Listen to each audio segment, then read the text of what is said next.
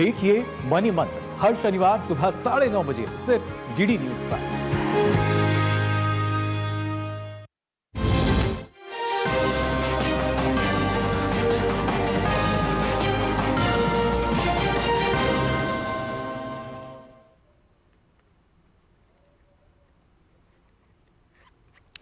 नमस्कार। दूरदर्शन पर इस सांकेतिक समाचारों के इस विशेष बुलेटिन में आप सभी का बहुत बहुत स्वागत है। मैं हूं लालचंद्र सिंह और हमारे साथ मौजूद हैं हमारी सहयोगी अंजलि।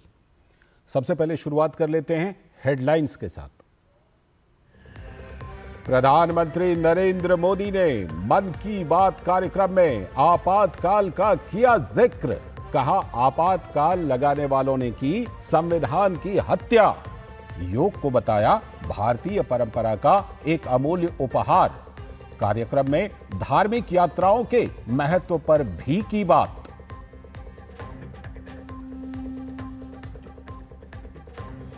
प्रधानमंत्री मोदी ने स्वास्थ्य से लेकर सामाजिक सुरक्षा समेत सभी क्षेत्रों में तेजी से आगे बढ़ने पर दिया बल। कहा, आज देश की लगभग 95 करोड़ जनता सामाजिक सुरक्षा योजनाओं का उठा रही है लाभ।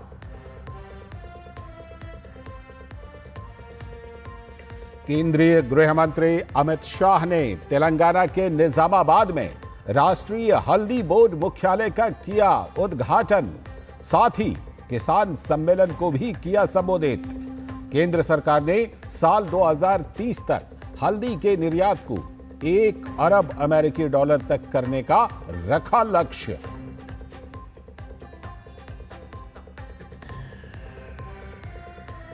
ओडिशा के पुरी में भगदड़ में 3 की मौत। राज्य सरकार ने की मृतकों के परिजनों के लिए 25-25 लाख रुपए की आर्थिक सहायता की घोषणा। प्रशासनिक जांच के दिए आदेश। पुरी के डीएम और एसपी का तबादला, 2 अधिकारी निलंबित।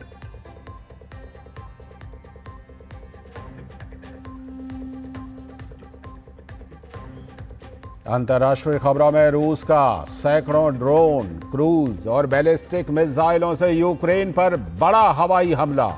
हमले में यूक्रेन के F-16 लड़ाकू विमान के पायलट की मौत। राष्ट्रपति ज़ेलेंस्की ने हवाई सुरक्षा को मजबूत करने के लिए पश्चिम से और अधिक सहायता का किया आह्वान।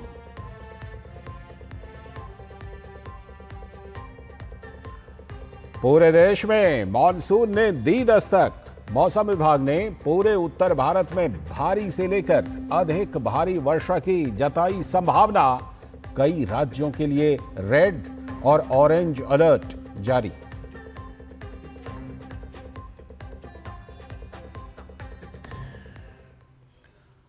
तो ये थी हेडलाइंस। अब देखते हैं खबरों को विस्तार से। सबसे पहले आज की सबसे पहली और सबसे बड़ी खबर। प्रधानमंत्री नरेंद्र मोदी ने मन की बात की 123वीं कड़ी में अंतरिक्ष के क्षेत्र में भारत की उपलब्धियों का जिक्र किया। इस समय सबकी निगाहें इंटरनेशनल स्पेस सेंटर पर भी है। भारत ने एक नया इतिहास रचा है। मेरी कल ग्रुप कैप्टन शुभांशु शुक्ला से बात भी हुई है। आपने भी शुभांशु से मेरी बातचीत को जरूर सुना होगा। अभी शुभांशु को कुछ और दिन इंटरनेशनल स्पेस सेंटर रहना है। हम मिशंस के बारे में और बातें करेंगे, लेकिन मन की बात के अगले एपिसोड में।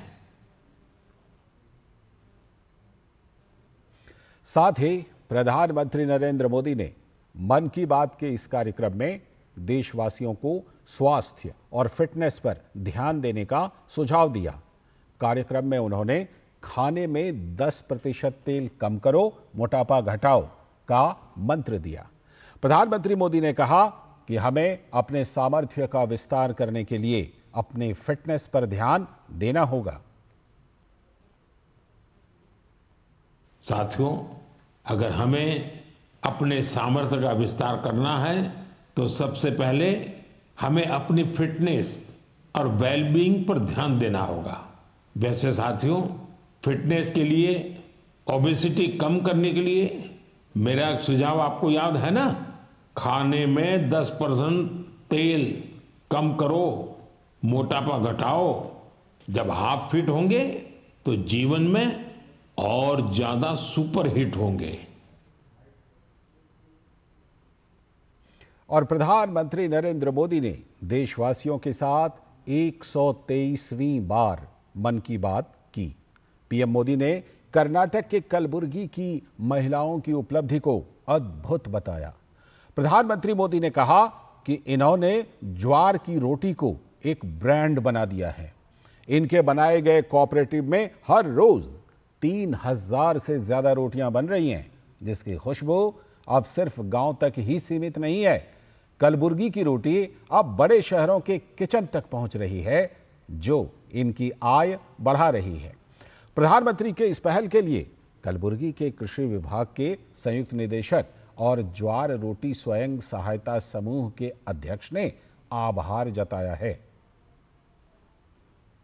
हमारा कलबुर्गी रोटी का आज प्रधानमंत्री के सामने मन की बात में ये किया, बहुत अच्छा हो गया, बहुत खुश हुए हम कलबुर्गी टीम को।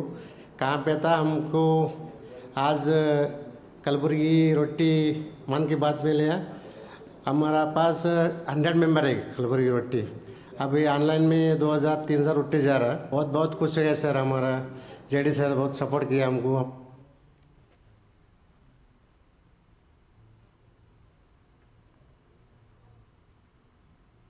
खुशी है। तकरीबन 1000 वुमेन को जो है ना एम्प्लॉयमेंट मिला है, जो 100 कलबुर्गी रोटी मशीन्स जो हम लोगों ने दिया है। और इससे सेल्फ हेल्प ग्रुप को एम्पावरमेंट हुआ है, इनकम जनरेशन हुआ है और वुमेन एंटरप्रेनर्स डेवलप हुए हैं कलबुर्गी रोटी से। और एक कलबुर्गी रोटी हम चाहते हैं कि ऑलरेडी तो हम अदर स्टेट्स को दे रहे हैं, तो अदर कंट्रीज़ को भी भेजने का जो है ना इसका प्रयास है।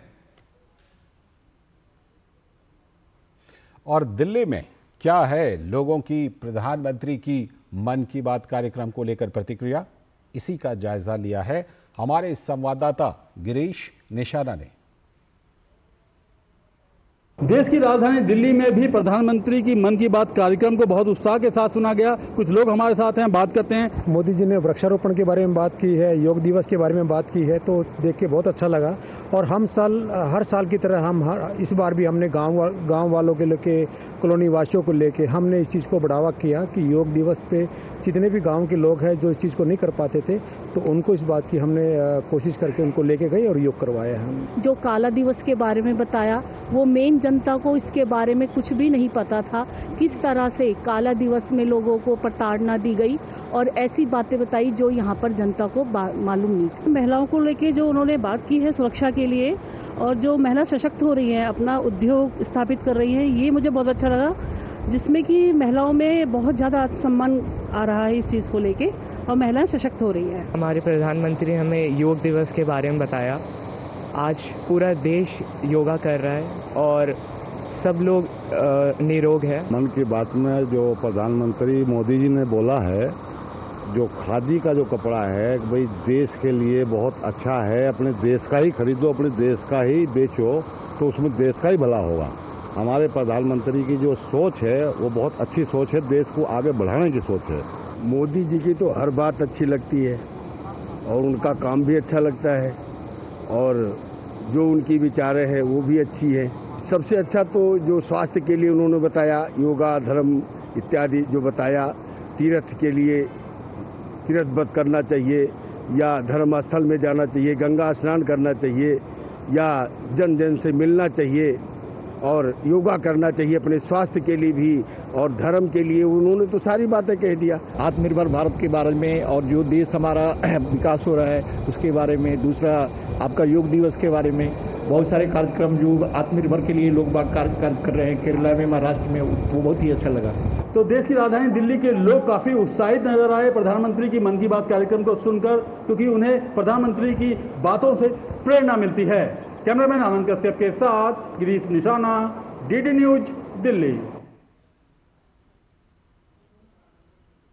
और अब आज की दूसरी बड़ी खबर, केंद्रीय गृह मंत्री अमित शाह आज तेलंगाना दौरे पर हैं।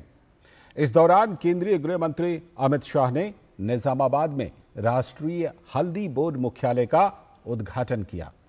निजामाबाद में हल्दी किसानों की हल्दी बोर्ड की स्थापना एक प्रमुख मांग रही है, जिसे आज पूरा किया गया है। गौरतलब है कि भारत सरकार का लक्ष्य साल 2030 तक हल्दी के निर्यात को 1 अरब अमेरिकी डॉलर तक बढ़ाना है। इस मौके पर केंद्रीय गृह मंत्री ने कहा कि निजामाबाद को हल्दी की राजधानी के रूप में जाना जाता है और मुख्यालय बनने से यहां की हल्दी पूरी दुनिया में पहुंचेगी। अपना ये निजामाबाद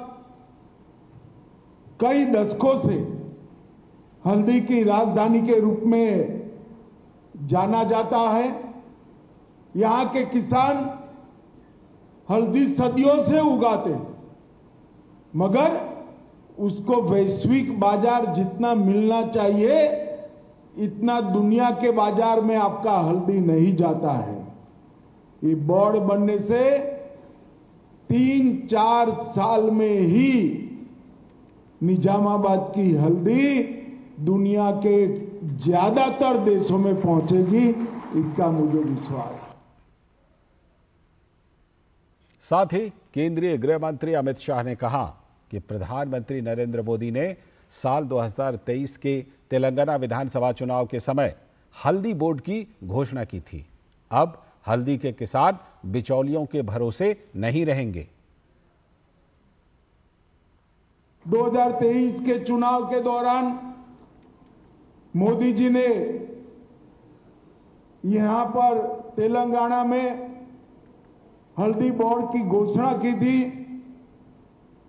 अक्टूबर 23 में इसकी अधिसूचना जारी की, 25 में इसको शुरू किया और आज 29 जून 2025 को इसका टेम्पररी हेडक्वार्टर भी हमने चालू करने का काम कर दिया है। और अब हल्दी बोर्ड विधिवत रूप से काम चालू करने के बाद हल्दी के किसान बिचौलियों के भरोसे नहीं रहेंगे। और इस दौरान अमित शाह ने कहा कि भारत सरकार ने साल 2030 तक हल्दी के निर्यात को 1 अरब अमेरिकी डॉलर तक करने का लक्ष्य रखा है। भारत सरकार ने 2030 तक $1 बिलियन के हल्दी के निर्यात का, एक्सपोर्ट का लक्ष्य रखा है और अंतर्राष्ट्रीय मंचों पर $1 बिलियन के एक्सपोर्ट के लक्ष्य को अचीव करने की हमने पूरी तैयारी भी की। ये जो बोर्ड बनेगा, ये हल्दी की ज्यादा से ज्यादा कीमत हल्दी के किसानों तक पहुंचे, इसके लिए काम करेगा। इंटरनेशनल मार्केट में हल्दी की खपत को बढ़ाने के लिए प्रचार प्रसार करेगा। संभावित बाजार में भारत की हल्दी के अंदर जो औषधीय गुण है इसका भी प्रचार प्रसार करेगा।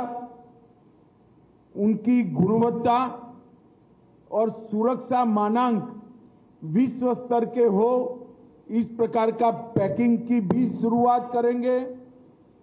किसानों को हल्दी खेत से कैसे निकालनी जिससे एक्सपोर्ट में कोई बाधा ना आए, इसका प्रशिक्षण और कौशल विकास, इसकी ट्रेनिंग देने का भी काम करेंगे और हल्दी के स्वास्थ्यवर्धक गुणों पर हम रिसर्च एंड डेवलपमेंट कर उसको विश्व के लिए प्रस्तावित करने का काम करेंगे। और केंद्रीय गृह मंत्री अमित शाह ने अपने तेलंगाना दौरे के दौरान निजामाबाद में किसान सम्मेलन को संबोधित करते हुए कहा कि मोदी जी ने पाकिस्तान से उड़ी पुलवामा और पहलगाम हमले का बदला ले लिया है। हमारे बहादुर जवानों ने सैकड़ों आतंकियों को मौत के घाट उतारा और पाकिस्तान में आतंकी ठिकानों को ध्वस्त कर दिया। मोदी जी की सरकार में 10 साल में 3 बार बड़े प्रयास किए हैं। उरी में किया, पुलवामा में किया और पहलगांव में भी किया। उरी में किया, सर्जिकल स्ट्राइक की, पुलवामा में किया, एयर स्ट्राइक की और पहलगांव में किया, पाकिस्तान में घर में घुसकर ठोकने का काम किया। पहलगांव के हमले के बाद मोदी जी ने कहा था कि इनको बड़ा सबक सिखाएंगे और पाकिस्तान धमकी दे रहा था एटम बम के। एक दिन रात को हमारे सेना के बहादुर जवानों ने आतंकी संस्थाओं के हेडक्वार्टर को उड़ाकर सैकड़ों आतंकवादियों को धराशायी कर दिया। बुलेटिन में आगे देखेंगे कुछ और बड़ी खबरें, लेकिन अभी वक्त है एक ब्रेक का।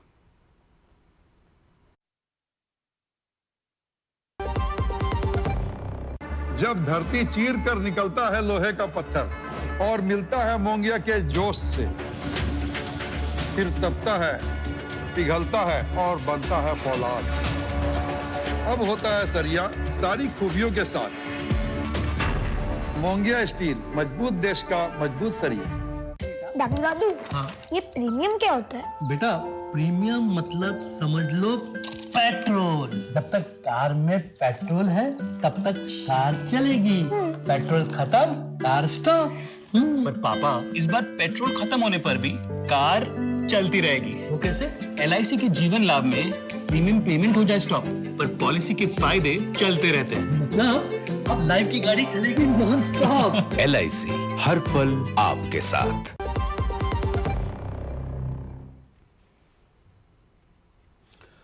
स्वागत है ब्रेक के बाद। अब खबर एक हादसे की। ओडिशा के पुरी में गुंडीचा मंदिर के बाहर रविवार सुबह भगदड़ जैसी स्थिति बन गई। इस भगदड़ में कम से कम 10 लोगों के घायल होने और 3 लोगों की मृत्यु की पुष्टि हुई है।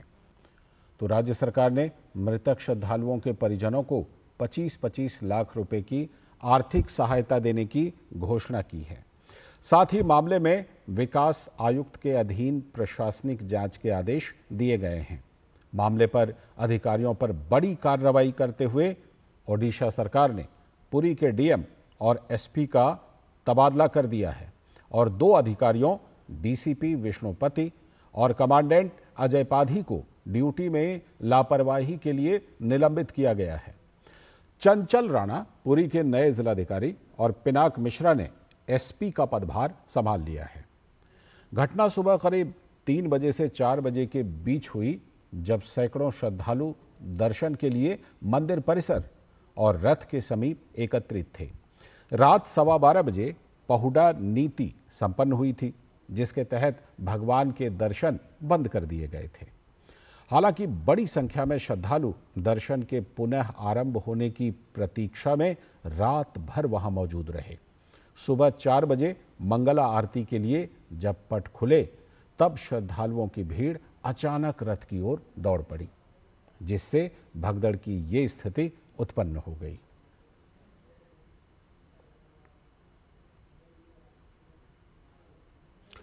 और अब खबर पश्चिम बंगाल से। दक्षिणी कोलकाता के लॉ कॉलेज में छात्रा से गैंगरेप की घटना के बाद पश्चिम बंगाल पुलिस अब एक्शन मोड में है।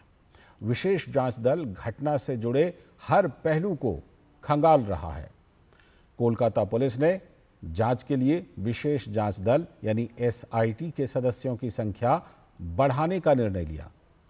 कोलकाता पुलिस के SIT सदस्यों की संख्या बढ़कर अब 9 हो गई है।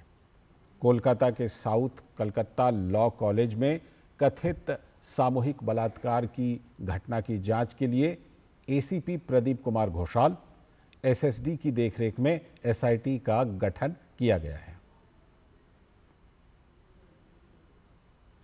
इस बीच राष्ट्रीय महिला आयोग की 3 सदस्यीय टीम ने आज कोलकाता के लॉ कॉलेज का दौरा किया शुरुआत में टीम ने कस्बा थाने की पुलिस से बात की और फिर लॉ कॉलेज की पुलिस से भी बात की। हालांकि थोड़ा तनाव तब उत्पन्न हुआ जब स्थानीय पुलिस ने टीम को घटनास्थल की तस्वीर लेने से रोक दिया। हालांकि बाद में पुलिस को अनुमति देनी पड़ी क्योंकि यह महिला आयोग की गाइडलाइन का हिस्सा है।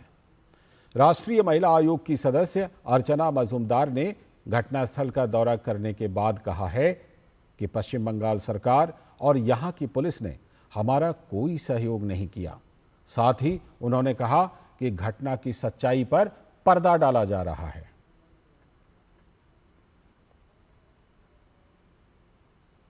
ये हमें ना विक्टिम से मिलने दे रहा, ना हमें क्राइम सीन दिखाया, ना कोई फोटोग्राफ लेने दिया। पुलिस का कोऑपरेशन में लिमिटेशन है। वो नहीं चाहते कि हम विक्टिम से बात करें, उसके परिवार से बात करें, उसके पास खड़ी रहे। पुलिस बोल रहा है कि कहाँ है हमें पता नहीं है। Imagine the DC, Deputy Commissioner, who is the nodal officer of the case, she doesn't know वो कहाँ है।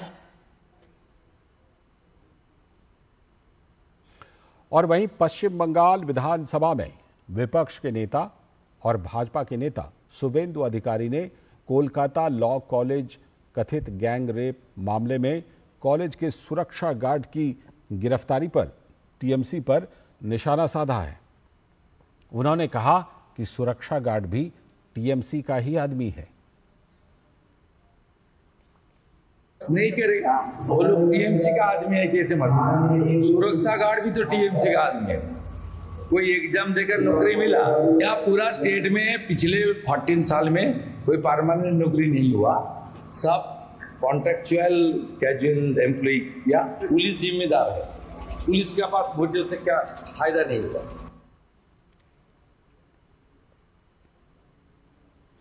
आगे की खबरों में शुक्रवार को नौसेना प्रमुख एडमिरल दिनेश त्रिपाठी ने बहादुरी के लिए 13 नौसैनिकों को नौसेना मेडल से नवाजा। तो हमारी संवाददाता नंदिता डागर ने इन शूरवीरों से बात की।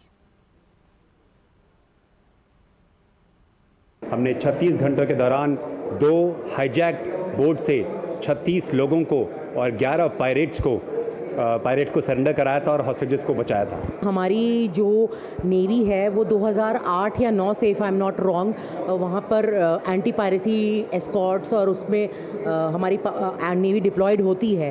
तो इस ऑपरेशन संकल्प में आपके क्या चैलेंजेस थे? क्या वेदर या कोई एडवर्स पायरेट्स की तरफ से कोई आपके ऊपर फायरिंग हुई वगैरह? हम उस गल्फ ऑफ एडन एरिया में ऑप संकल्प के दौरान करीब 38 दिनों से डिप्लॉयड थे। और चैलेंजेस के लिए मैं सिर्फ इतना ही कहूँगा कि challenges were there. Life at sea is not easy and it is full with challenges. बहुत सारी चुनौतियाँ आई, लेकिन हर चुनौती को सामना करने के लिए हमारे पास जो दिए गए स्टैंडिंग ऑपरेटिंग प्रोसीजर्स हैं उनको फॉलो करते हुए एक बढ़िया टीम वर्क के साथ अपने साहस और ऑप्टिमाइजिंग ऑल अवेलेबल रिसोर्सेज को हमने उन सारे चैलेंजेस को ओवरकम किया।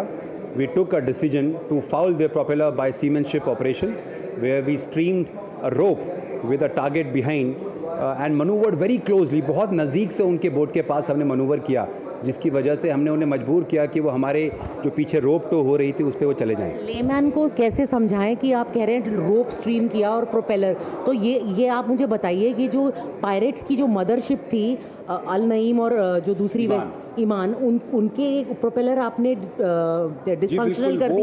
हमने उन्हें बहुत बार बहुत क्लोज मनूवर किया, फायरिंग अक्रॉस द डेक भी किया, बहुत सारे इल्यूमिनेशन बॉम्ब भी फायर किए, लेकिन वो सरेंडर नहीं कर रहे थे और पूरी तेज़ी सोमालिया की तरफ जा रहे थे।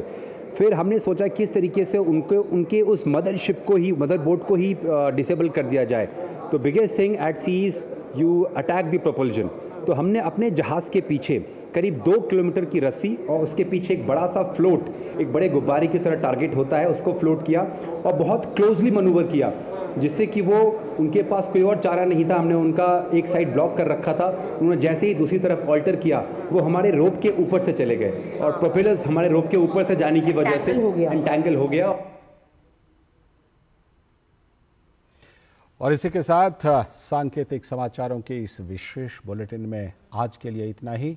मुझे और हमारी सहयोगी अंजलि को दीजिए आज के लिए अनुमति। नमस्कार।